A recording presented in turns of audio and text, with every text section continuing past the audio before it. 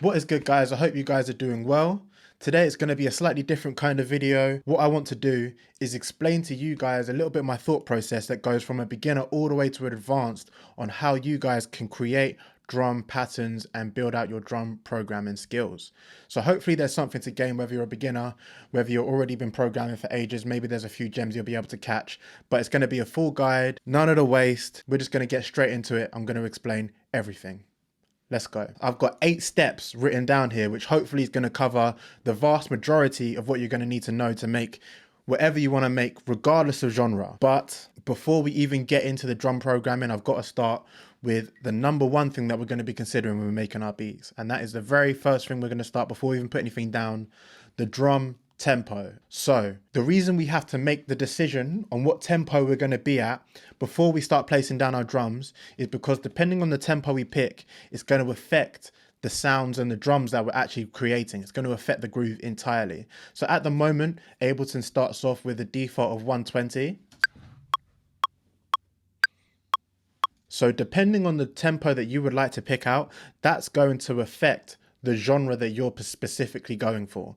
Different genres tend to work at different tempos, right? So a good example is this 120 would be a typical house beat. I'll just show you guys that very quickly.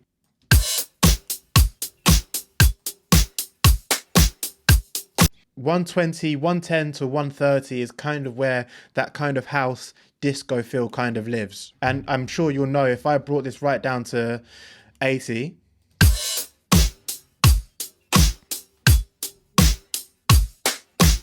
if we were trying to make house music, we would have missed the mark with that. It would have been too slow. So we need to, if we have a little bit of an idea of the genre we're trying to create, we could pick out the tempo that we're going for. And then once we start placing down sounds, we'll be able to build out the groove that we're trying to go for. So I'll explain a little bit more of that going into it. But for now, let's say I'm working at kind of a 140. We can change it after the fact to zero in on exactly what we want, but our first decision is made. Now that we've done that, we move swiftly to our second decision, which is the groove. Groove, in my definition, is essentially the interaction between our kick, our snare, or our hi-hat. And that can be transferred from low, mids to highs, depending on the sounds that you're using. But it basically, we're asking ourselves, where do we want to place our kicks versus our hi-hats versus our snares? And the arrangements of those things is basically going to give us our genre at any specific tempo. So let's start that right now. I'm going to start with the kicks. And there's a little bit of ear training that goes into this. So once you've picked out the genre that you're trying to create, you can kind of suss out the tempo that you need to be at first. And let's say, for example, I'm trying to make an R&B trap kind of beat. What I want to listen to is other reference songs that are in that genre, which will be able to tell me the relationship firstly between the kick and the snare, right? So as a good example for this tempo, I'm just going to beatbox what I'm going to try and put in, right? So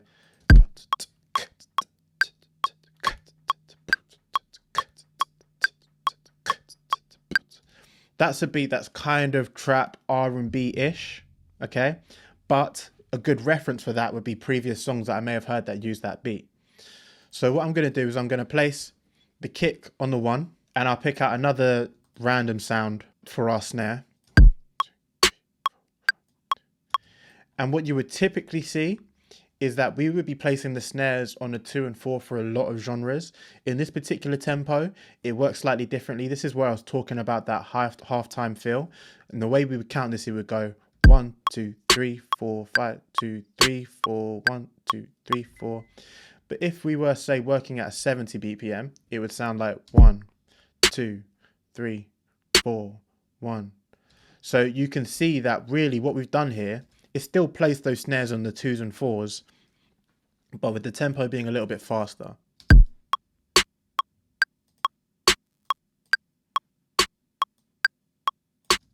Okay, so now I'm going to place my kicks in a few places against the snare to give me the relationship that I want between them. This is a little bit of taste, this is a little bit of feeling. It's entirely up to you. Try and go a little bit with ears, but again, reference tracks are your friends here. If you have one that sounds like the genre you're trying to create, there's absolutely no problem with using that as inspiration. I'm going to go here. I'm going to move it slightly. So 1, 2, 3, 4, 1, 2, 3, 4. That's cool. I'm going to repeat it. Mm, mm, mm, mm. Okay, cool. So we've got the beginnings of a super, super basic beat.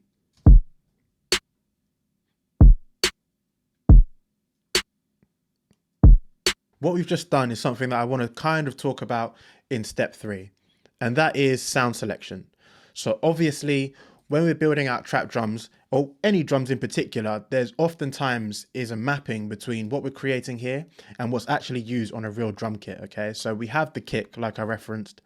We'll have a snare, clap, some type of mid information, which will be a mapping towards the drummer snare, and of course the hi-hat. And there's other additional elements that we can add to that as well, depending on genre. It can be anything you want, really. But what I would suggest based on your genre is, again, the active listening principle, where you kind of pick out songs that you like. You can obviously find kits on Splice, you can find them on Reddit, you can find kits all over the place. I've got my own kits as well available. What I would personally recommend, entirely up to you, when you pick from the same kit for your sounds, what you'll often find is that they glue together a little bit more cohesively because they've been created by the same person with the same genre in mind. And that takes a little bit of the guesswork out of having to find things that work with each other. So that's not a hard and fast rule. Obviously, you see, I haven't done that here. But one thing that I like to do is that these kits that I have kind of on the side here, I kind of have an idea of what genre they're used to make. In some cases, I actually name them by the genre. Like this garage here is what I reach for the garage. The count stuff I love for my hip hop tracks and stuff like that. So if I'm reaching for those, I'm reaching for the same kind of kits to get me in the general selection that I want. And what that means is that my sound selection most of the time is tied into what I'm trying to create, and I'm not using something that is kind of, I want to use the word maybe awkward. So what we've got here is kind of a hard hitting count kit with a Wonder Girl kind of trap snare, which I'm liking so far. Let's move on to the hi-hats. So the hi-hats in general are going to represent the subdivisions that we have in our track. There's a lot more space to play with these, right? But again, based on where we put them, we can affect the groove that we're trying to create. So let me pull out a hi-hat, make a MIDI clip, and let's draw in every beat. See how that sounds. That's a little bit fast for me. Hey, hey.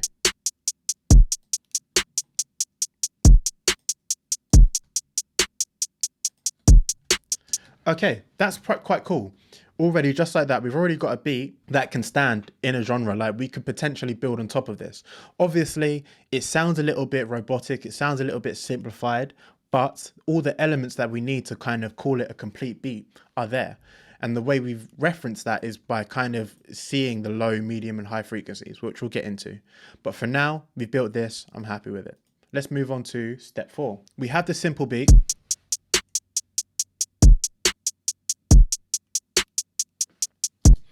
And we want to find ways of adding more interest, more variety into the main groove that we've created. So if we start messing with the groove too much, we end up changing out some things that might not work with the genre, and it can kind of pull us away. Eventually you'll get to points where you make those decisions. But for now, we're looking for ways to add interest without losing the groove. So how do we do that? And how do I like to do that? So one of the tools that I like to use is variety. If I was to cut this, say, about here,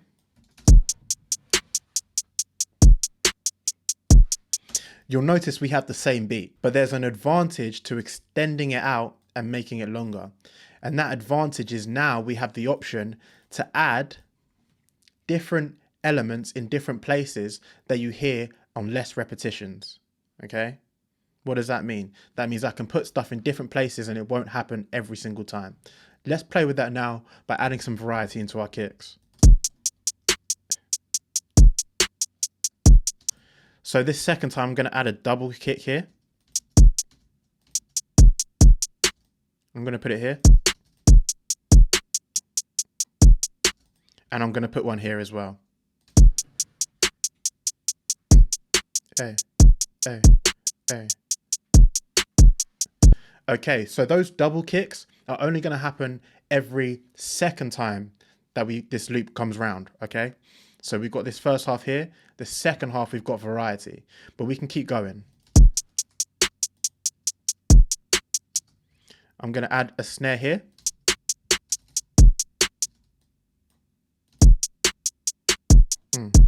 A, A, A, A, A. Nice. One thing I want to note here is that I'm adding in these little extra additional elements, and what I'm not doing is putting them on every single bar, okay? And a bar would just be one set of this repetitions going round in this groove. I'm not putting them on every one because then we lose that variety. The thing that makes this a cool element is the fact that things happen not every single time, and which adds interest to the listener. Let's keep going. I'm going to split the subdivisions a bit more.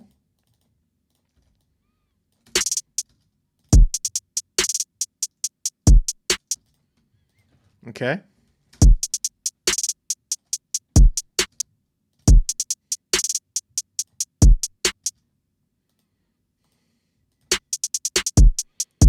Hey, hey.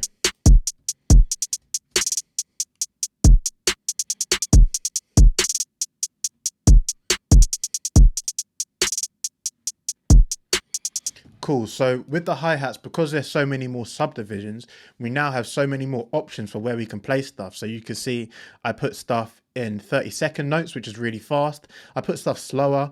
We could even in some areas, like say, for example, here, take one out, see how it sounds.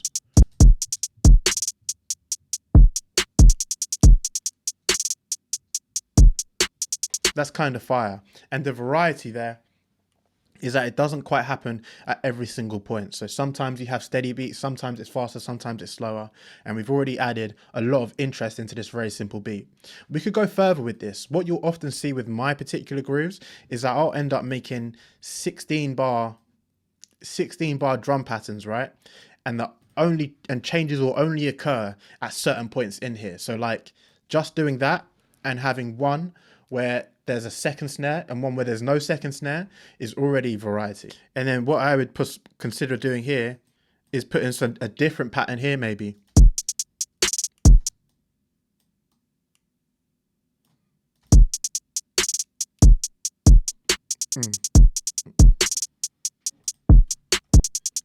Hey, hey, hey, hey, hey, hey. Okay, already way more fun. We're in a different place. Let's keep going.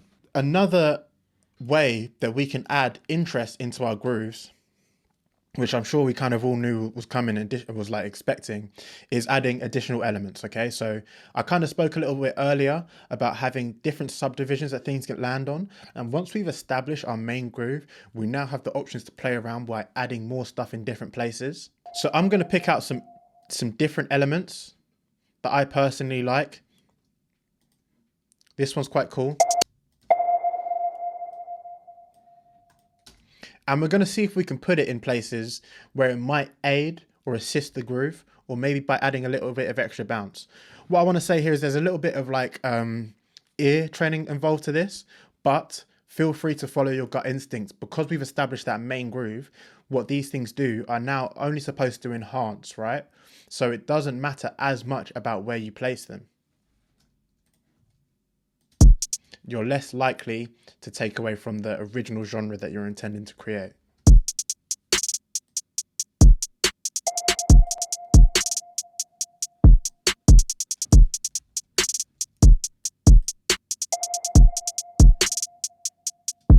Let's keep going.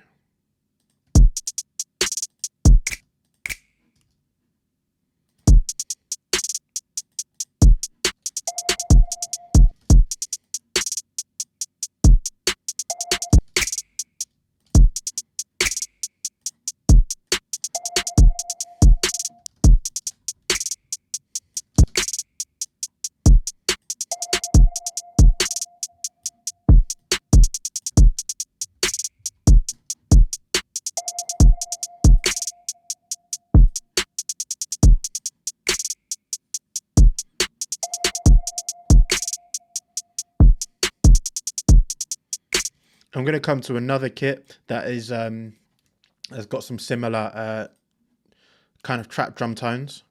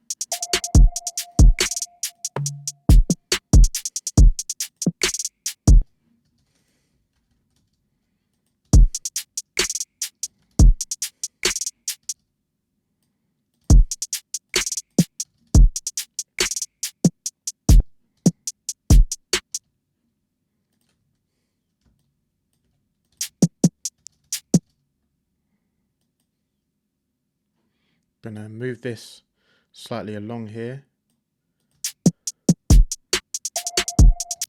Maybe drop this down a few.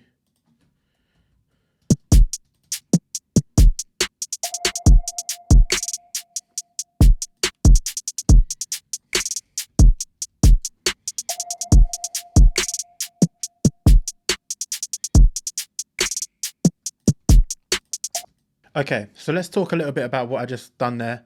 So we have our kick, we have our hi-hat here, and we have our snare.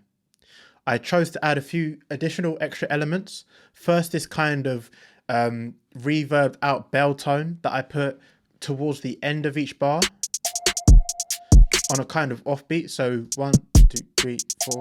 Sorry, I need to count that right. 1, 2, 3, 4. 1, 2, 3, 4. 2, 1, 2, 3, 4. 1, 2, 3, 4. 1, 2. So it's on the 4, and that happens twice out of the 16 bar measure. Personal optional choice. 1, 2, 3, 4. I chose on every so often, I chose to layer up the snare with an additional sound, which is another option we have as well. So I'm putting some stuff in between and some stuff on top of, right? To kind of, like I say, enhance and emphasize certain parts. And in some places kind of add bounce and add more interest. In this case, the snaps are kind of working well to give the main snaps some emphasis, while the ones that are additional and kind of in between the groove now are de-emphasized by the fact of not having the snaps. So these ones here, they don't feel as important because, well, firstly, they're not as loud, and second of all, they're not as layered. Let's keep going. I chose to add this kind of, this shaker on what we would call the offbeats. 1, 2, 3, 4. 1, 2, 3, 4. Right. Again, another personal choice, but I feel like it added a little bit more bounce. And we've kind of got some simple toms here. And you can already see that we're kind of building out a groove that has a lot more life, a lot more energy, without losing the initial intention of the trap beat that we're trying to create, right? So there's more things available to us. There's more tools available to us to create more variety in our beats. And what I want to talk about here is kind of dynamics and swing. And the reason why I've looped them together is because when we're trying to employ these techniques, what we're trying to utilize are some of the main things that a drummer, a real life drummer, would already have in their repertoire. So the swing refers to the slight displacement of certain beats and certain measures from the original grid. So being in a DAW, we're able to put things perfectly on grid, whereas a real drummer, even the experts, normally don't have quite such a perfect rhythm to them, which is actually of their benefit, because what you get is an addition of what we spoke about previously, that variety. Okay, so we're going to do that now. We're going to display some things and move them around, and what I'm additionally going to do is add some dynamics to it as well. So some things are going to be a lot quieter, a lot louder than other parts, right?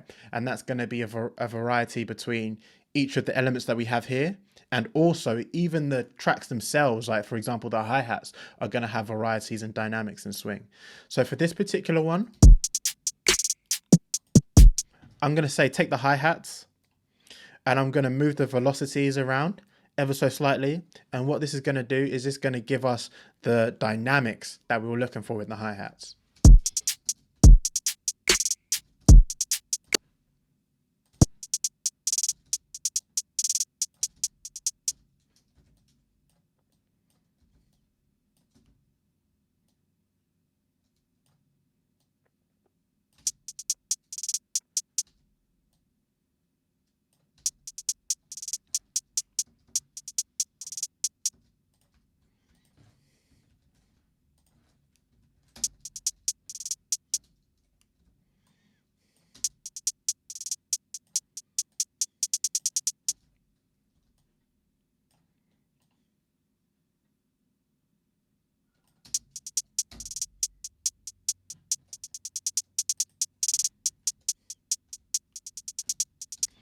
So it's super subtle, but if you kind of listen carefully, you'll notice that some parts are quieter than others. In Ableton, it's represented also by this darker shading on some of them. So this is personal preference. But what I've chosen to do is on the faster parts, I've done kind of a volume increase. So it kind of swells up towards the last one. And if it's straight, I've kind of alternated between the two to kind of emulate sometimes how a drummer likes to alternate between a quiet and a loud part. So that's an entirely optional thing, and trying to listen to what you personally prefer in terms of messing with velocities and messing with dynamics. I see a lot of people randomize them. That's not my personal preference, because I feel like the drums themselves, the dynamics in when you were trying to emulate themselves are not random, right? Very subtle random ones make sense. You can see I didn't really program to specific values, but I very specifically wanted some things to be louder than other parts. So just random in itself wouldn't quite deliver the additional groove that I'm going for.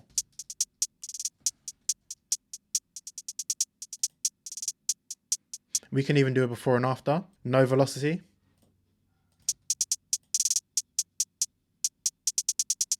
And then this is with. Super subtle, but again, it should add a lot to our overall groove.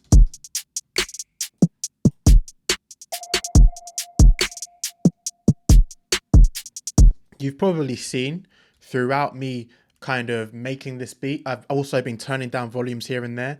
And again, that's also going to add dynamics, right? So for the most part, I was turning things down in case they turned out to be too loud. I didn't want to hurt the listener's ears. But now we have the choice to say, okay, maybe I want some things to feel like they're further back, like they're quieter. So I'm going to try and achieve those dynamics by turning this down, for example. And I'm going to do the same with the snaps as well.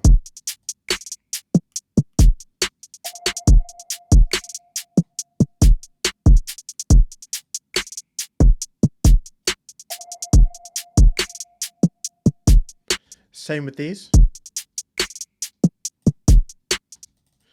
And what I'm going to do is with these dynamics, I'm actually going to alternate between a loud and a quiet one. Okay, so very similar to what we did with the hi-hats, just implementing more dynamics.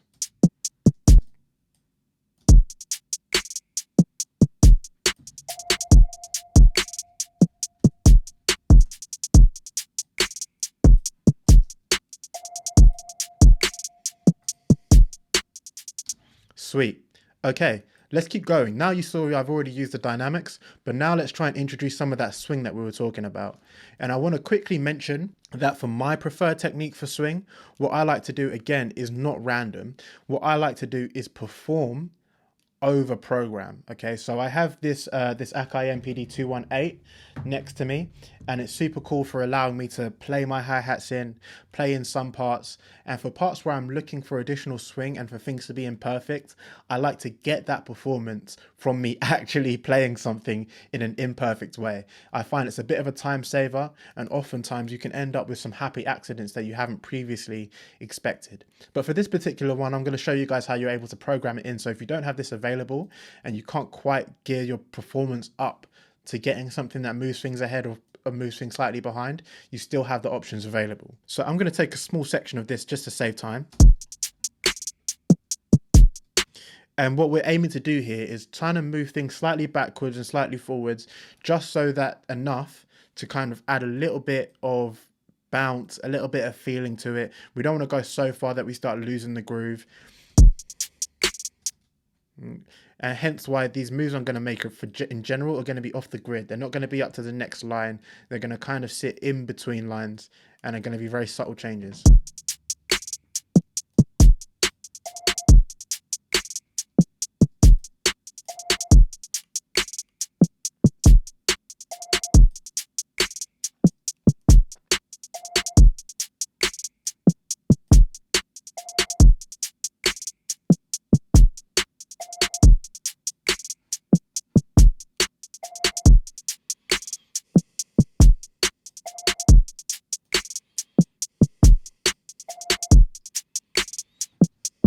Cool. So you can see very subtle changes. I didn't do it with every single one. For this particular genre that we're creating, you notice that I only moved them ahead. And that was a personal choice. That's not going to always be the case. Like, depending on the genre that you're creating, for certain drum beats, it's going to feel like a lot nicer to maybe perhaps move your hi-hats later on the groove, and then maybe move your snares a little bit earlier to give you that kind of drunken dilla feel. That's something that you can definitely do. But for this particular one, I didn't feel like necessarily moving my snares further ahead, so I'm choosing to just subtly alter the hi-hats, and in that case, I'm going to do what we call drag and just push them a little bit behind the beat.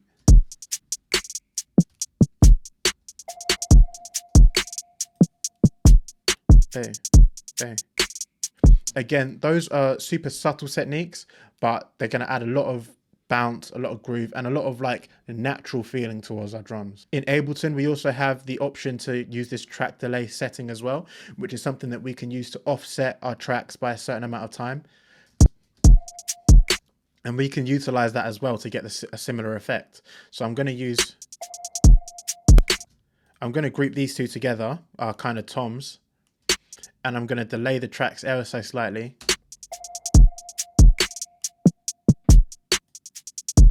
To give the same effect. Hey, hey. Okay, amazing. Really, really cool. We've already got a beat that feels like it has way more life to it, right? Let's keep going. Now, you've probably noticed we've brought all of these elements in. We've set our groove up. We've added additional things. We've even added swung. We've added groove. And there's one thing that I've kind of neglected and kind of left off to the side, which is effects. So this is where things get really exciting because there really aren't a lot of rules here. In general, a lot of the effects that we have available to us, even stock preset ones, can add so much energy, attention, variety, interest to our drum grooves. I'm just going to show some of the favorite techniques that I personally like to help achieve what I like to call separation in our mix. So we have our elements kind of spread around our stereo spectrum. I also like to add depth to my drums using these types of techniques and effects. And also, we've kind of spoken about it a little bit previously, and I'm going to cover it more later on. But I also want to speak a little bit about frequencies and how we use effects to kind of accentuate those. So I'm going to get to work and we'll talk about it in a second.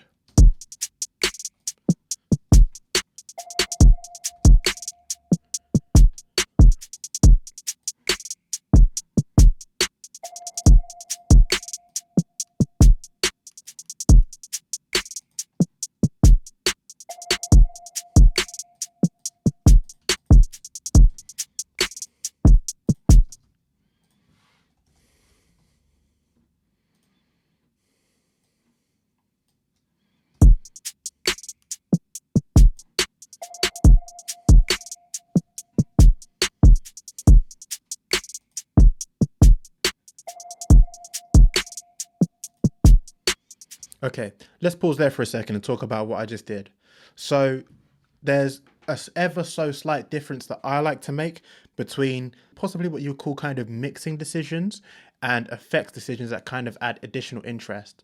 So one thing that I noticed with the hi-hats was that there was a lot of low frequency information that I didn't really like that was being added to the beat. And because it was happening so often, because the hi-hats are such a repetitive part, it can be a little bit annoying to the listener. So the first effect that I went for was actually an EQ, not something that is like super crazy in terms of altering the sound, but it took out some of the frequencies that I didn't need. So I'm not going to go crazy with the mixing in this particular part, but something as small as that can make a huge difference to making your productions sound really, really cool. So we have that. And then I chose to add an additional phaser, which is kind of a notch filter EQ, which kind of sweeps through the frequencies and adds a little bit of interest to the hi-hats. Now we're starting to get into some of those things that add a little touch of coolness, a touch of variety, and a touch of whatever you like, whatever your sound is, into those drums. Let's keep going. Hey, let's keep going. Let's keep going.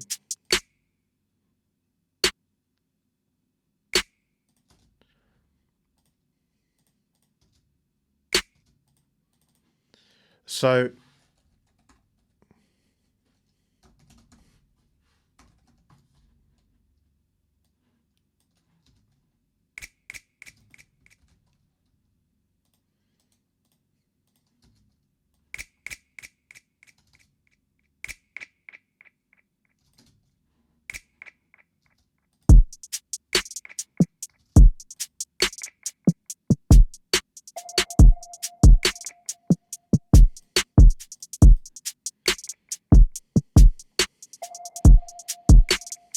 okay, let's talk about what I did there. Delay is one of my favorite things for me personally to add onto some of my drums, because it's an additional time-based effect that actually adds kind of extra elements in, right? So all of those divisions that we just made of the snap now is part of our drum groove, right? Like additional percussion. And that's really exciting to me. I chose to kind of put it in the background and kind of pull it back so it doesn't take too much attention away from the rest of the beat. But again, a very cool effect, something that's quite fun to use sometimes.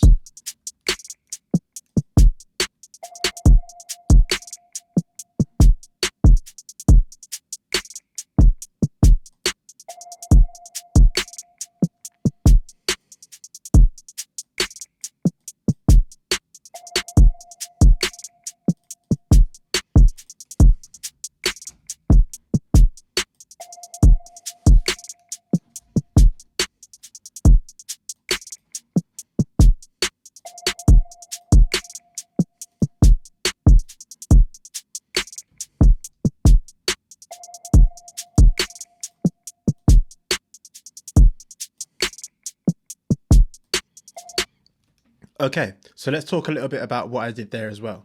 So one of the most simplest effects, which isn't really even an effect really once you think about it, is panning, which is so powerful for adding variety and adding space and adding stereo width to your drums, right? So for this particular like percussive instrument that kind of plays with the reverb, I decided to pan it to the left, just like I said, to add a little bit of variety in terms of what you hear in each ear, right? So it's a little bit more on this side. It only happens sometime. Every time you hear it, the listener might perk up and say, oh yeah, I forgot that was it. That's something that I personally liked. And let's keep going. With this particular one, I decided to move them out to the side. So if we have a listen, using that Hass effect, now we've got something that exists only on the side and it doesn't exist in the middle, right? So this is what it sounds like previously.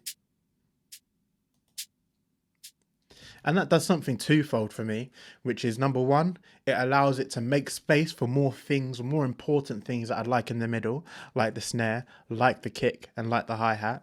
But additionally, it also adds a little bit of interest, right? We've put them out on the sides, and instead of just taking them out entirely, now we have something that can kind of spread out the drum information that we have.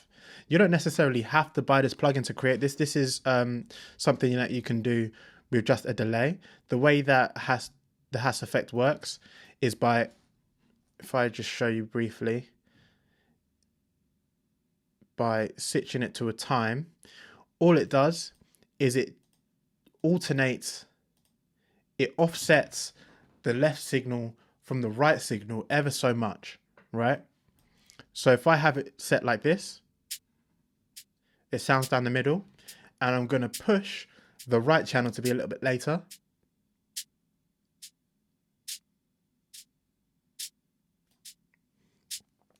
And we achieve the same effects, right?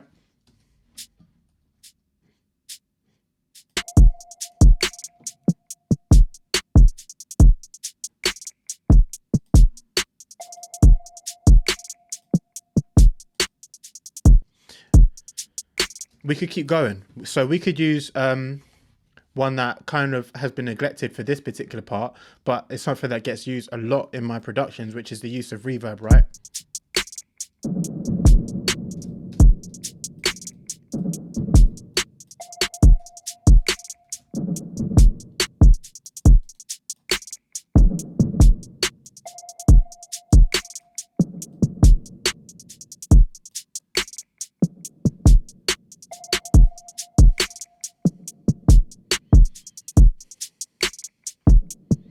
I don't necessarily love that because I feel like it's happened so much that the long reverb tail kind of catches up to itself, and by the time you've heard the one, the next one is already playing, right? So it's not adding the variety that I'm looking for because it's always there. So there's a way to counteract that, right?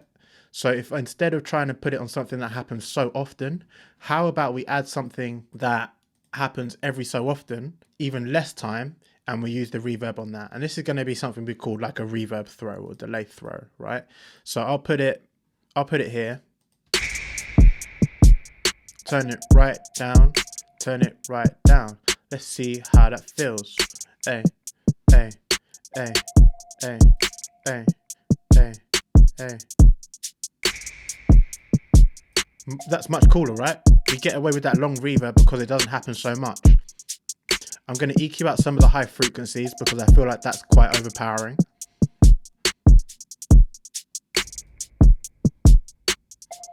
Super subtle, super cool effect. Okay, we've done a lot. That was super cool. I just used some effects and there's like so many, like we could talk saturation, we could go into compression, bus compression, all of this sort of stuff, which is going to help tie stuff together, add more punch, add more knock. That's totally optional as well. And if you want me to make a tutorial talking more about that stuff in depth, we absolutely can. But as you can see, we've already got a lot out of just a few plugins that we did use, but we're not done yet. We can go even further. So we've utilized all of these techniques for ourselves, and other people also utilize these techniques in their loops, and we can combine our own drum patterns with loops to create even more interesting and fun and different types of beats. Okay, so I'm going to be the first person to say that using loops is like, I know people get a bad rap for that. I think that's ridiculous. Use whatever you want to make music. All that matters is that how it sounds at the end, right? So I'm going to go from, see if I can find some cool loops that I like, that inspire me, and we'll see if we can add it into this beat to add a little bit more interest.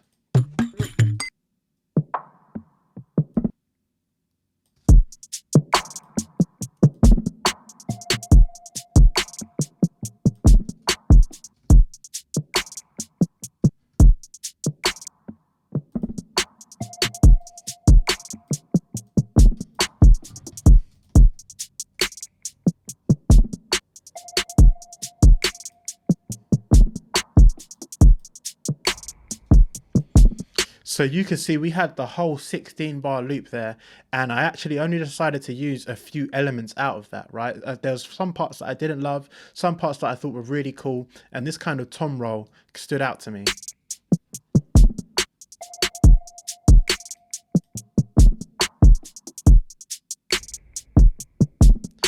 And now we don't want to go too crazy by adding loops, adding so much that our drums become too busy. But because I've chosen to dissect certain things and take stuff out, we've actually left some space in the pocket, as we would call it, for possibly some more things. And that is kind of like a personal choice. That depends on what you're trying to make, whether there's a lot of drums versus other melodic elements. At the moment, we kind of go really crazy with this because there's no vocals, there's no mids, there's no bass, there's no other type of music happening that also suggests some type of tempo or groove. So we can go as far as we want with this. So I'm going to add in a few more loops and see if we can make something that sounds even cooler.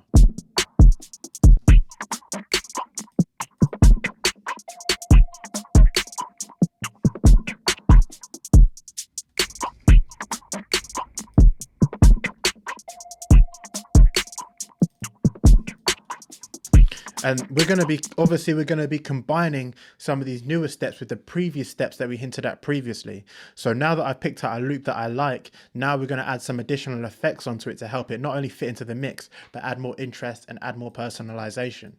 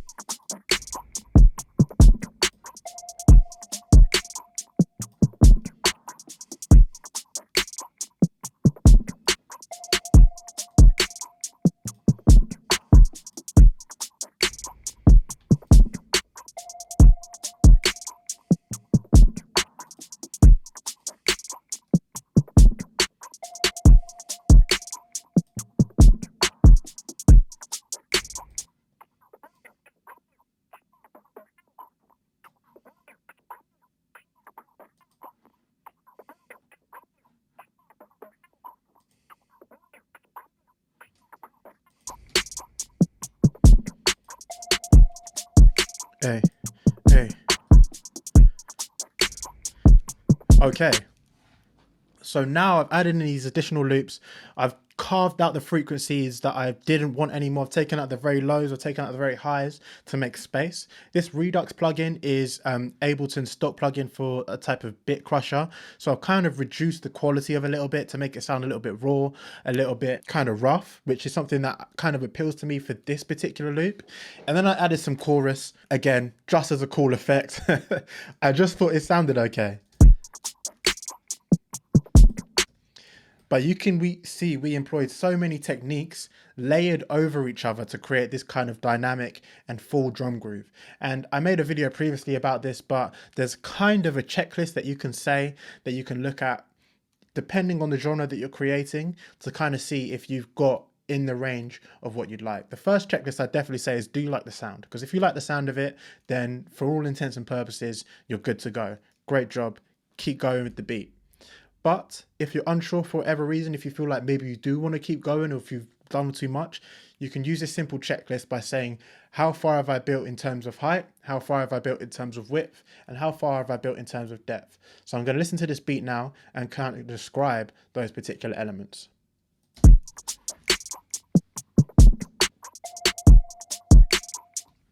So when I think about height, I'm thinking about frequencies, from the lowest frequency, 20 hertz, all the way up to the highest. Do we kind of have something that roughly, approximately fills up each of those spaces? So oftentimes with a traditional drum kit, with that kit, snare, hi-hat, we already have that structure built in place. The kick is supposed to represent the low energy information, the snare, the mids, and the hi-hats, the highest frequencies, right? But now we've also added additional percussive elements that fill in gaps even in between there.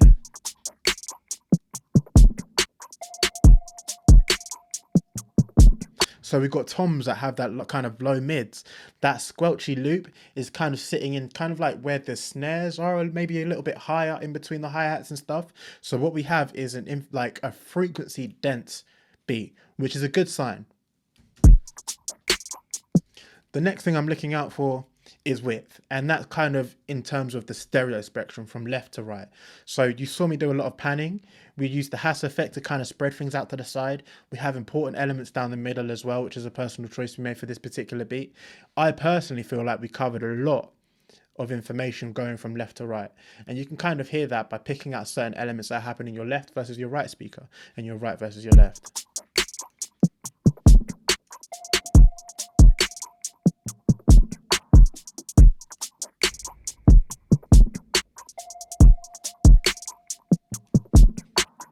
Yeah, that's hitting for me. And then we also have the depth. So the depth would be referring to the dynamics and also to the kind of virtual depth that we've created using effects like delay and reverb, right? So we can give appearance of things being further in the back, further away from us by using those effects like volume, reverb, and delay. And if you listen to this, not only did we pick some samples that already had reverb on them, we also added reverb, delay, and filtered out high frequencies, which gives the appearance of things being further away. So let's have a quick listen. I'll kind of point out some of those elements. I mean, the first one is obvious. This feels like it's quite far away from us. But this squelch as well. Maybe because it's missing some high frequency information, which is something that happens naturally with our ears when things move away. But it feels slightly further away than the rest of the stuff, right? And kind of the approximate effect of that is that now that we have stuff that's quite close up to us, those kicks, snares, and hi-hats are right in front of our face, kind of the loops are a little bit further back, and then every so often we'll just get a hit of something in the far with the percussive element that we added, or that kind of long reverb throw on the snap, and that every so often.